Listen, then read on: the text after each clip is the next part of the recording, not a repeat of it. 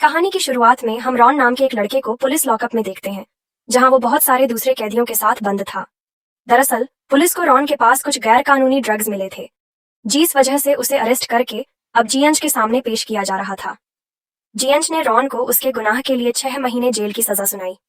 Jail में पहुंचकर sir Ron ने देखा कि यहाँ बहुत सारी अलग अलग गैंग बनी हुई थी, जिसमें अफ्रो अमेरिकन, मैक्सिकन्स और बाइट्स अपने अपने अलग गुट बनाए बैठे थे।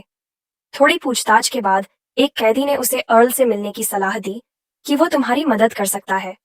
अर्ल इस जेल में काफी ज्यादा ताकतवर कैदी था। वो मर्डर के जुर्म में पिछले 18 साल से इस जेल में बंद था। रॉन उससे अपने केस के बारे में कुछ सलाह मांगना चाहता था, लेकिन अर्ल ये कह के चला गया कि मैं अभी बिजी हूँ, बाद में बात करते हैं। इसके बाद अर्ल ने अपने दोस्तों के साथ एक दूसरे कैदी को लूटने का प्लान बनाया, क्योंकि उसके पास कुछ ऐसा था जो उन्हें चाहिए था। जब वो प्यार से नहीं माना तो उन्होंने उसे पिटकर छीना झपट्टी की। इतने में जैसे ही ये गार्ड की नजर उनके ऊपर पड़ी तो वो जल्दी से वहां से ऐसे निकल गए मानो कुछ हुआ ही ना। 18 साल से इस जेल में होने की वजह से ओल सभी गार्ड्स को अच्छे से जानता था, और तो और वो कैप्टन का भी बहुत अच्छा दोस्त बन चुका था। वो कैप्टन के लिए जेल की रिपोर्ट्स और बाकी छोटे मोटे नोटिस भी टाइप कर देता था। रॉन के सेल में उसके साथ एक ट्रांसजेंडर कैदी को डाला गया था, जिसने उसे बताया कि चेक ना आए तो लड़के थोड़ा बच के रहना। समझा, तुझे तो कच्चा चबा जाएंगे खूंखार दरिंदे भरे पड़े इस जेल में। खैर, उसी शाम अल का एक दोस्त वीटो रॉन को साइको माइक नाम के कैदी से बात करते हुए देखता है। वीटो जानता था कि साइको माइक किस तरह का इंसान है, और उसने अर्ल को बताया कि रॉन पर जल्द ही एक अटैक होने वाला है। उधर रॉन का सेलमेट वो ट्रांसजेंडर कैदी भी रॉन को जल्द से जल्द एक तेजधार चाकू का इंतजाम करने को कहता है, ताकि रॉन खुद को बचा सके। अगले दिन रॉन ने जिम में अर्ल से पूछा कि उसे एक तीखा चाकू जैसा हथियार कैसे, ऐसे और कहां से मिल सकता है। साथ ही उसने अर्ल को साइको माइक वाली पूरी बात बताई। अर्ल ने कहा कि देख, तू कुछ महीनों के लिए आया, यहाँ पर लड़ाई झगड़े में पड़ेगा तो तेरी सजा और बढ़ सकती है, समझा। जिसके बाद वो खुद अपने दोस्तों के साथ माइक से मिलने पहुंचा। उसने कह दिया कि वो नया लड़का रॉन मेरा रिश्तेदार है, और अगर उसे कुछ भी हुआ तो मैं बदला लेने आऊंगा। ऑल इस जेल में हर एक गैंग के लोगों को जानता था। माइक ने सोचा कि एक नए लड़के के चक्कर में जेल के गॉडफादर से दुश्मनी महंगी पड़ सकती है, और वो तुरंत ही ऑल की बात मानकर पीछे हट गया। अब जल्द ही रॉन भी ऑल की गैंग के साथ ही घूमने लगा। एक दिन जब अर्ल की गैंग के 3 कैदी जेल के फर्स्ट फ्लोर पर छुपकर अपनी बनाई देसी शराब पी रहे थे, तो कुछ गार्ड्स को इस बात की भनक लग गई। लेकिन इससे पहले कि गार्ड्स कैदियों तक पहुंच पाते, रॉन ने पहले ही उन्हें आगाह कर दिया। लेकिन इतने में वो पूरी शराब को नहीं फेंक पाए, और गार्ड्स ने उनके साथ साथ रॉन को भी पकड़ लिया, जिसके बाद उन्हें सजा के तौर पर अलग अलग सेल्स में कैद कर दिया गया। ऑल को रॉन की ये बात बहुत पसंद आई कि उसने अपने बारे में ना सोचते हुए उसके दोस्तों को बचाने की कोशिश की थी। उसका शुक्रिया अदा करने के लिए ने कैदी के हाथ रॉन को एक मैगजीन में छुपाकर सिगरेट की डब्बी और एक नोट भिजवाया, जिसमें लिखा था कि जब तुमसे सवाल किए जाएं तो इस बात पर टिके रहना कि मैंने कुछ नहीं किया। एक हफ्ते बाद जब जेल के ऑफिसर्स ने रॉन से पूछताछ की, तो उसने किसी भी ग्रुप के साथ शराब पीने वाली बात पूरी तरह से करते हुए कहा कि मैं तो बस वहां से गुजर रहा था, मुझे तो बिना बात के पकड़ लिया। गार्ड्स ने इस इन्वेस्टिगेशन के बाद सभी कैदियों की सजा में एक साल और जोड़ दिया गया, लेकिन रॉन बच गया। साथ ही अर्ल ने कैप्टन के ऑफिस में कैदियों की रिपोर्ट लिखते हुए रॉन की रिपोर्ट में काफी सारी अच्छी चीजें लिख दी, ताकि अगली हियरिंग के दौरान जेल में उसके अच्छे बर्ताव के चलते जज उसकी सजा को और कम कर दे। जिसके बाद रॉन ने अर्ल से मिलकर उसका शुक्रिया अदा किया। तभी अचानक रॉन ने देखा कि कैदियों के फ्री टाइम के दौरान एक आदमी को उसकी आंखों के सामने चाकू से मार दिया गया। वो इस घटना से काफी डर गया, और आल को भी इस बात का एहसास हुआ कि रॉन एक मासूम लड़का है, जिसके लिए इस जेल में कोई जगह नहीं थी। जिसके बाद उसने रॉन को जेल के डॉक्टर से मिलने को कहा। के कहने पर डॉक्टर ने रॉन के कंधे में फ्रैक्चर की झूठी रिपोर्ट बनाकर उसे जेल के हॉस्पिटल में भर्ती कर लिया। हॉस्पिटल एरिया रॉन के लिए काफी सुरक्षित था, लेकिन वो हमेशा तो वहां नहीं रह सकता। एक दिन कैप्टन रॉन से मिलने वहां आया, और उसने रॉन को बताया कि अल के कहने पर वो उसे ऑल की गैंग वाले सेल्स में ही शिफ्ट कर रहा है। वहां वो ऑल और उसकी गैंग के साथ महफूज रहेगा। जैसे ही रॉन हॉस्पिटल से बाहर आया तो वो ऑल से मिलने कॉमन एरिया में पहुंचा। वो थोड़ी बातचीत कर ही रहे थे कि तभी एफ्रो अमेरिकन गैंग ने जेल में कोई भी काम करने से मना कर दिया और एक ट्राइब चालू कर दी। जब मामला थोड़ा ज्यादा गर्मा गया और कैदियों की आपस में लड़ाई छिड़ गई, तो गार्ड्स ने मामला संभाले हुए सायरन बजाकर फायरिंग शुरू कर दी, जिसके बाद सभी कैदी जमीन पर लेट गए। कैदियों को काबू करके गार्ड्स ने गिनती करते हुए सबको अपने सेल्स में वापस भेजा, तो पता चला कि इस दुर्घटना में 26 कैदी गए थे। अब जेल में पूरी तरह से लॉकडाउन लगा दिया गया था। लगभग 25 घंटे बाद कैप्टन अल के कमरे में गया और कहा कि चलो अपने कुछ भरोसेमंद साथियों के साथ किचन का काम संभालो, ताकि कम से कम जेल के गार्ड्स और बाकी कैदियों के लिए खाना तो बन सके। ऑल ने गार्ड को कहकर रॉन को ही किचन में बुलवा लिया, जहां पर कैप्टन गार्ड्स और अर्ल डिनर कर रहे थे। ऑल ने उसे ताजा बना गर्मा गर्म खाना दिया और समझाया कि ऐसे किसी दंगे के बाद इसी तरह की प्रोटोकॉल को फॉलो किया जाता है, ताकि कैदियों को कंट्रोल में लाया जा सके। रॉन ने अचानक ही उसकी बात काटते हुए ऑल से पूछ ही लिया कि वो उसकी इतनी मदद क्यों कर रहा है। 1 महीने पहले तक वो उसे जानता भी नहीं था। जिस पर ऑल ने बताया कि जब वो इस जेल में आया तो लगभग रॉन की ही उम्र का था, तब उसकी किसी ने मदद नहीं की और आज तक उसे याद है कि तब वो कितना डरा हुआ था। अल नहीं चाहता कि रॉन के साथ भी अब वैसा ही हो। खैर, इसी तरह समय बीतता रहा और रॉन ऑल की गैंग के काफी करीब आ गया। अल ने रॉन का पूरा केस स्टडी करने के बाद उसे सलाह दी कि जेल में कोई कोर्स कर ले, तू साथ ही लाइब्रेरी वगैरह में नौकरी कर ले, इससे उसको गुड बिहेवियर पॉइंट्स मिलेंगे। और क्योंकि वो जेल में 3 महीने पहले ही काट चुका है, तो हो सकता है कि जज उसको बरी ही कर दे। अगली सुनवाई में अल की बात मानकर रॉन जेल के अंदर नाई की दुकान में कह दिया, बाल काटने का काम शुरू कर देता है और साथ ही उसने जेल के अंदर एक कोर्स भी ज्वाइन कर लिया। ऐसा लग रहा था मानो सब कुछ बहुत बढ़िया चल रहा हो, लेकिन ये तूफान से पहले का सन्नाटा था। इस कोर्स के दौरान उसकी क्लास के ही एक हट्टे कट्टे कैदी की नजर रॉन पर पड़ी। रॉन को अल ने किसी भी तरह की मुसीबत से दूर रहने को कहा था, तो उसने जॉनसन नाम के इस कैदी को इग्नोर करके अपनी पढ़ाई पर ही ध्यान देना सही समझा। लेकिन फिर एक दिन जॉनसन ने रॉन को अकेले देखकर वॉशरूम में उसे पकड़ लिया और अब जॉनसन उसका फायदा उठाने की कोशिश कर रहा था। लेकिन इस सब के दौरान उनका टीचर भी वॉशरूम में आ गया, जिसके चलते उस दरिंदे ने रॉन को छोड़ दिया। इस घटना का रॉन के दिमाग पर बहुत गहरा असर हुआ और अब उसे अपनी लाचारी और कमजोरी पर घिन न रही थी। वो सोच रहा था कि अगर अल और उसके दोस्त न होते तो वो तो खुद को 2 दिन न बचा पाए। दरिंदों से अब उसने अल को बिना बताए जेल के एक बूढ़े कैदी को कहकर एक बड़े से चाकू का इंतजाम किया, जिसे लेकर वो सीधा उस कैदी पर हमला करने निकल पड़ा। लेकिन उस बूढ़े कैदी ने अल को बता दिया कि रॉन आज एक चाकू लेकर गया है। मेरे पास से अल जल्दी से उसके कमरे में पहुंचा और उसे समझाया कि देख, जो भी तेरे साथ हुआ गलत हुआ और बदले की आग जो तेरे अंदर जल रही है ना, वो भी सही है। लेकिन अगर तूने उसके ऊपर हमला किया और गार्ड्स को भनक भी लग गई तो एक और केस लग जाएगा तेरे ऊपर, जेल में सड़ना चाहता है। मैं क्या, तू हमेशा। हाँ। साथ ही उसने रॉन से वादा किया कि वो अपनी गैंग के साथ उस कैदी को सबक जरूर सिखाएगा, पर इस बार रॉन अपना बदला खुद लेना चाहता था।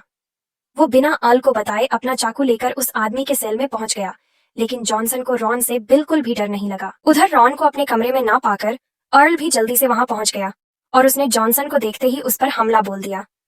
लेकिन जॉनसन काफी ताकतवर था। उसने अल का हाथ मरोड़कर उसे जेल की सलाखों पर दे मारा। इतने में पीछे से रॉन ने मौका देखकर जॉनसन की पीठ में चाकू खोंक दिया, जिसके बाद जॉनसन दर्द से कराहता हुआ जमीन पर गिर गया। अब तक वीडियो के साथ साथ अल के बाकी साथी भी वहां पहुंच चुके थे और वो जल्दी से रॉन और अल को वहां से ले गए। ऑल रॉन को उसके सेल में भेजने के बाद खुद कैप्टन के ऑफिस में आकर ऐसे बैठ गया मानो कुछ हुआ ही ना। उसका ये प्लान काम भी कर जाता, लेकिन बदकिस्मती से जॉनसन चाकू लगने के बावजूद जिंदा बच गया था और उसने गार्ड्स को रॉन और अल का नाम दे दिया था, जिसके बाद एक कैदी के ऊपर जानलेवा हमला करने के जुर्म में उन दोनों को सॉलिटरी कंसाइनमेंट में डाल दिया गया। अब उन्हें सुनवाई तक अकेले अंधेरे कमरे में ही रहना होगा, लेकिन अल हाथ पर हाथ धरे बैठने वाला नहीं था। उसने टॉयलेट सीट की ड्रेन पाइप से अपने साथियों तक मैसेज भेजा कि जॉनसन को ठिकाने लगा दो, जिसके बाद उसकी गैंग ने जॉनसन को हॉस्पिटल में ही मरवा दिया ताकि वो ऑल और रॉन के खिलाफ कोर्ट में गवाही न दे सके। जॉनसन की मौत के बाद जेल के वार्डन और कुछ लॉयर्स ने ऑल को मिलने के लिए बुलाया और कहा कि इस हमले में तुम्हारा पूरा हाथ था, इस बात को कबूल कर लो। लेकिन अल ने कुछ भी ऐसा मानने से मना कर दिया, क्योंकि अब उनकी इकलौते गवाह की तो मौत हो चुकी थी और सबूत कुछ था ही नहीं। खैर, उसके जाने के बाद जेल का वार्डन अपने ऑफिसर से कहता है कि ये कैदी इस जेल में बहुत ज्यादा ताकतवर हो चुका है, जब चाहे जीस को चाहे मरवा रहा है। जेएन से कहकर इसकी सजा बढ़वाओ और किसी दूसरी जेल में शिफ्ट करो इसे, जहां इसकी इतनी चलती ना हो। साथ ही उन्होंने रॉन की रिपोर्ट में भी इस घटना का जिक्र कर दिया।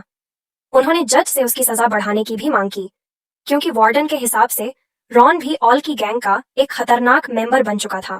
खैर, जल्द ही रॉन को उसकी अगली कोर्ट हियरिंग के लिए ले जाया गया, जहां जज ने वार्डन के रिकमेंडेशन पर उसकी सजा में 5 साल और जोड़ दिए। ये सजा सुनते ही रॉन भड़क उठा और उसने जज और अपने वकील को गालियां देनी शुरू कर दी, जिसके बाद पुलिस वाला उसे पकड़कर होल्डिंग सेल में वापस ले गया।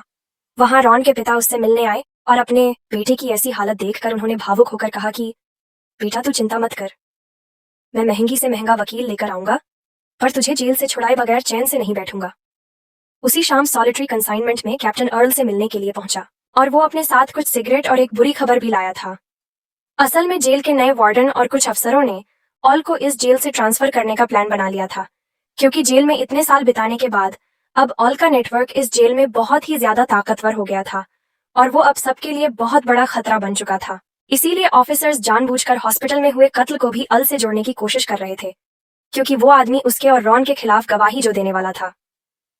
कैप्टन के मुंह से ये बातें सुनने के बाद एल को जिंदगी में पहली बार टेंशन हो रही थी, क्योंकि वो किसी भी हाल में इस जेल से नहीं जाना चाहता था और इसीलिए उसने तुरंत ही एक प्लान बनाना शुरू कर दिया, जिसके लिए उसने सबसे पहले जो गार्ड्स उसे खाना देने आते थे उसे खाना बंद कर दिया और फिर एक छोटे से ब्लेड से अपने हाथ से थोड़ा खून निकालकर उसने अपने शरीर पर लगा लिया और फिर उस बचे हुए बासी खाने को टॉयलेट सीट पर बिखेर दिया।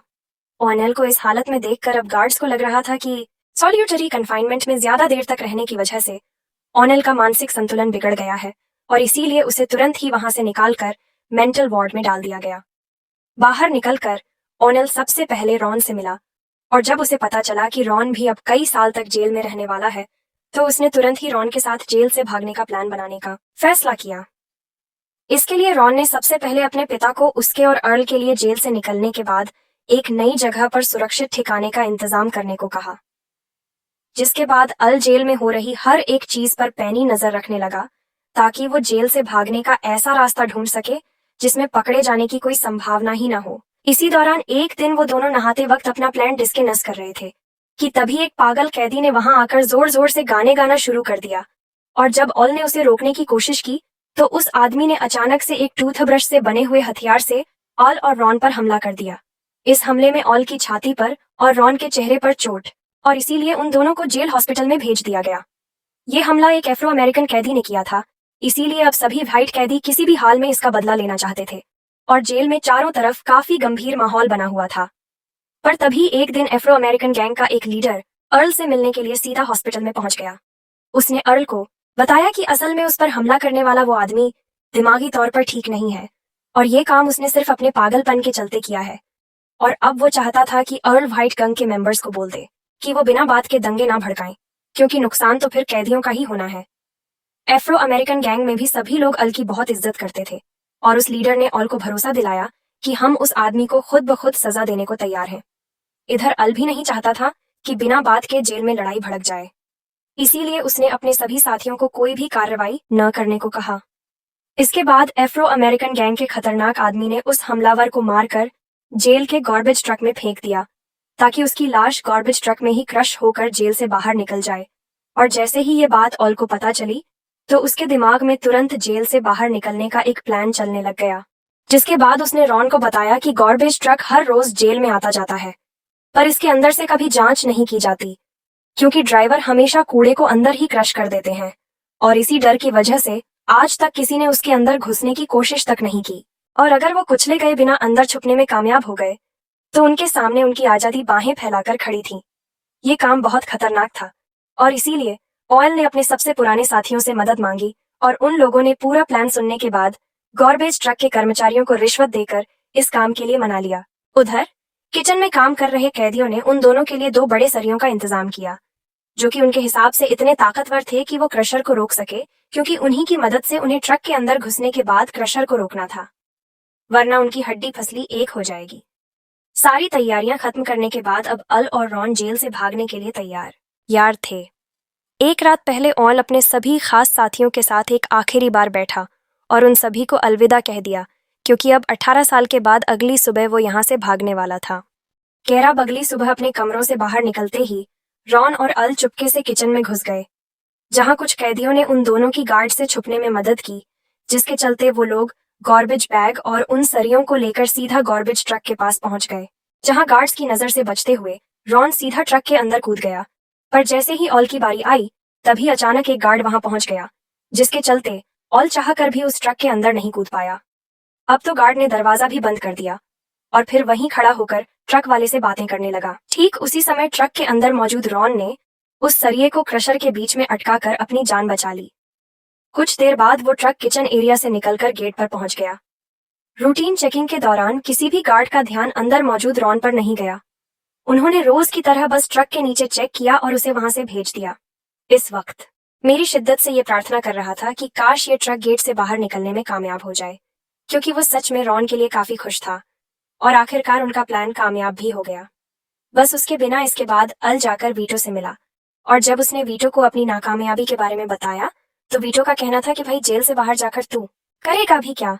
सब जानते हैं कि जेलर का तो बस नाम है, इस जेल को चलाता तो तू है, राजा है तू यहाँ का, और तू चला गया तो इस जेल में मजा भी कहाँ आएगा। मेरे दोस्त बेटों की ये बात सुनकर अल भी मंद मंद मुस्कुरा दिया। तो आपके हिसाब से अल का जेल से ना निकल पाना बुरी चीज थी आज? आप क्या सोचते हैं कमेंट्स में जरूर बताना। मिलते हैं अगली वीडियो में।